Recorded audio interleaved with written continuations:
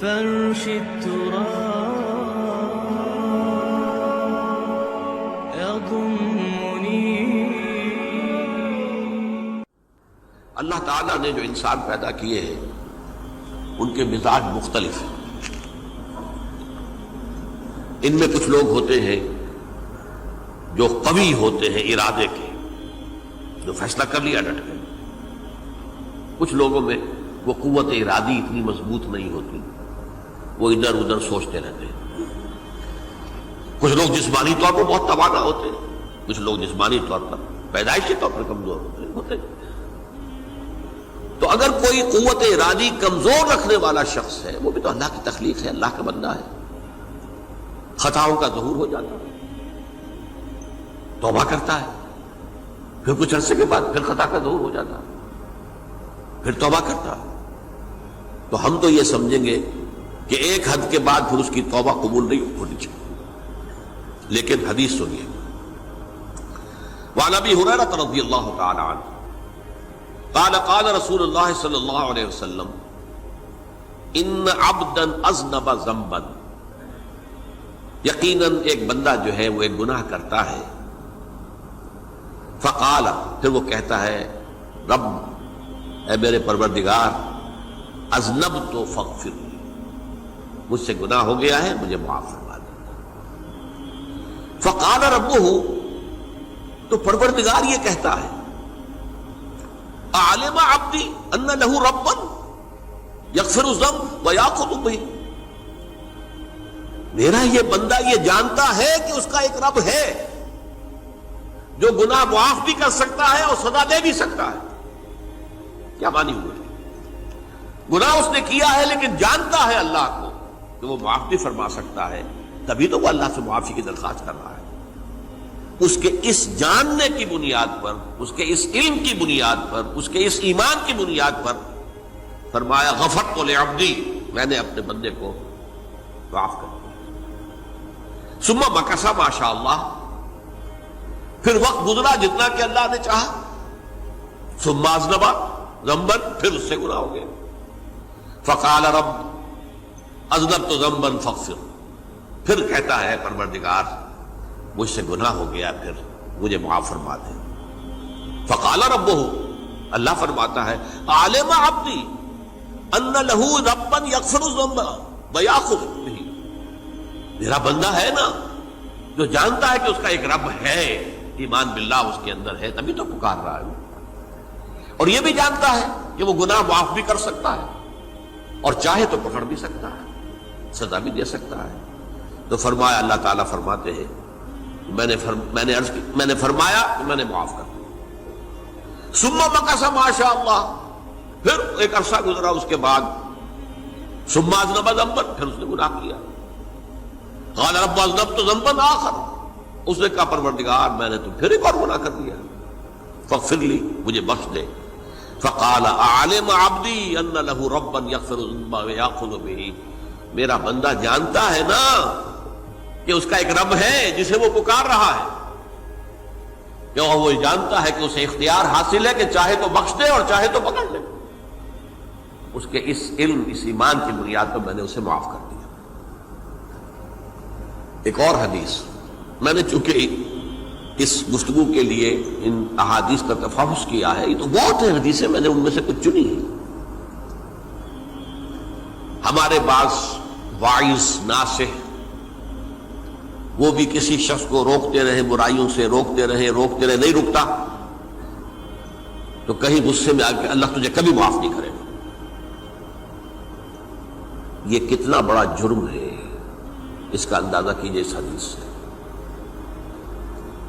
تم میرے بندے کو میری رحمت سے مایوس کر رہے ہیں، کتنا بڑا جرم ہے، اس کا اندازہ کیجئے. یہ مسلم شریف کی روایت ہے عن جندب، حضرت جندب رضی اللہ تعالی عنہ سے، ان رسول اللہ صلی اللہ علیہ وسلم حدث، کہ اللہ کے رسول صلی اللہ علیہ وسلم نے ایک واقعہ بیان کیا. ان رجلا قال، کہ ایک شخص نے یہ کہا واللہ لا یغفر اللہ لفلان، کہ خدا کی قسم اللہ تعالیٰ فلاں شخص کو کبھی معاف نہیں کرے گا.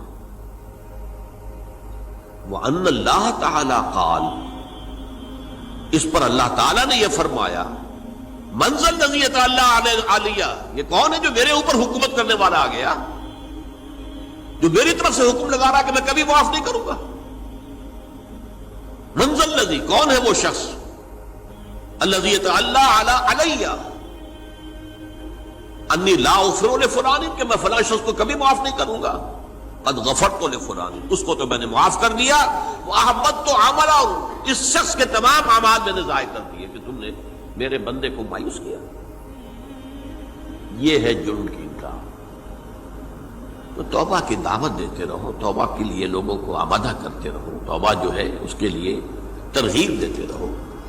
اللہ تعالیٰ معاف فرمانے والا. اب آخری حدیث سنا رہا ہوں، یہ تو بہت ہی عجیب حدیث ہے اور متفق علیہ، یہ بخاری اور مسلم دونوں میں.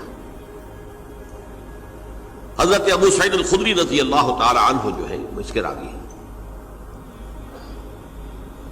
حضور نے فرمایا، کانا فی من کانا قبلکم رجل قتل 99 نفسا، تم سے پہلے جو امت تھی بنی اسرائیل، گویا کہ ان کا ذکر ہے، اس میں ایک آدمی ایسا تھا جس نے 99 قتل کیے تھے. اب آپ اندازہ کیجئے کتنا بڑا گناہ کبیرہ ہے قتل.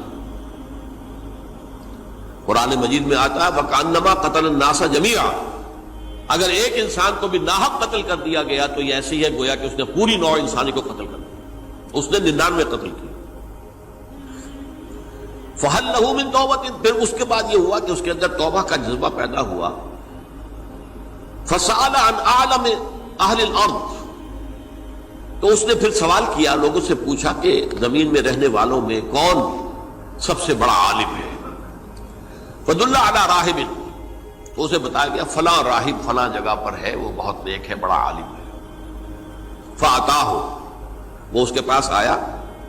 فَقَالَ أَنَّهُ قَتَلَ 99 نَفْسًا فَهَلْ لَهُ مِن تَوْبَةٍ، انہوں نے کہا دیکھیے راہب صاحب، میں نے 99 انسان قتل کیے، اب مجھے یہ بتائیے کہ میرے لیے توبہ کا کوئی امکان ہے.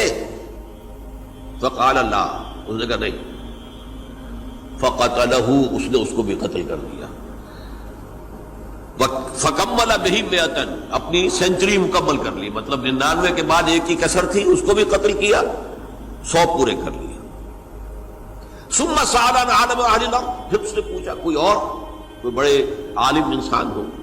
فدل علی رجل عالم، پھر اس کی رہنمائی کی گئی ایک بڑے عالم شخص کی طرف. فقال انه قتل 100 نفس، تو اس نے وہاں جا کر کہا کہ میں 100 انسان ہلاک کر چکا ہوں، قتل کر چکا ہوں. فهل له من توبہ، میرے لیے توبہ کا کوئی امکان ہے؟ فقال نعم، کہا کیوں نہیں، 100 قتل کیے تب بھی کیا ہے، توبہ کا راستہ کا دروازہ کھلا ہوا. ما لم یغرغر، جب تک کہ وہ گھنگرو نہیں بج رہا اس وقت تک تمہارے توبہ کا دروازہ کھلا ہوا ہے. فرمایا نعم، وَمَن يَحُولُ بَيْنَهُ وَبَيْنَ التَّوْبَةِ، تمہاری توبہ کے درمیان اور تمہارے درمیان کون حائل ہو سکتا ہے، توبہ کا دروازہ کھلا ہے.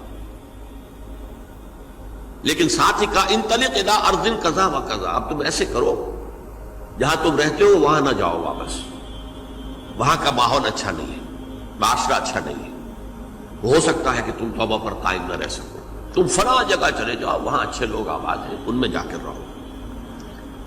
فإن بها أناسا يعبدون الله تعالی، وہاں ایسے لوگ آباد ہیں جو اللہ کی بندگی کرتے ہیں.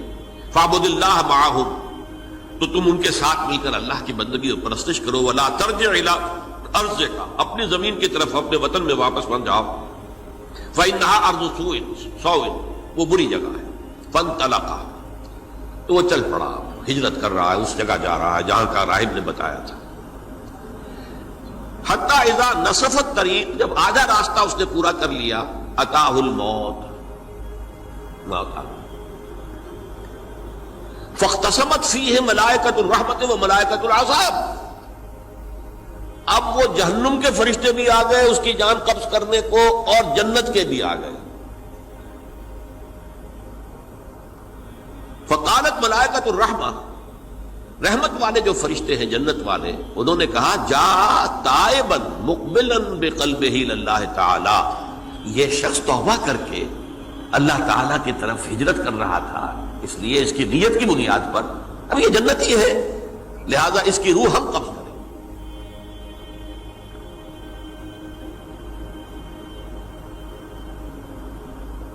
وقالت الملائکۃ العذاب، اور وہ جو عذاب والے فرشتے ہیں وہ کہیں گے انہ لم یعمل خیرا قط، تو نے توبہ کے بعد کوئی نیک عمل تو کیا ہی نہیں، تو کس بنیاد پر اس کو تم جنت میں لے جاؤ گے؟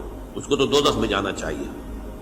فاتاہ ملک فی صورت آدمی، تو ان کے پاس اللہ نے ایک اور فرشتے کو بھیج دیا آدمی انسانی شکل کے اندر. فجعلوہ بینہم، تو ان فرشتوں نے کہا بھائی ہمارا فیصلہ کرا دو، اس کی روح ہم لینا چاہتے ہیں یا ہم لینا چاہتے ہیں. انہیں حکم بنا دیا. فقال قیسوا ما بین الارضین فإلی ایتہما کان اقرب، کہ تم فاصلہ ناپ لو جہاں سے وہ چلا ہے اور جہاں جا رہا تھا اور یہاں اس کی موت ہو رہی ہے، تو کون سا فاصلہ زیادہ ہے؟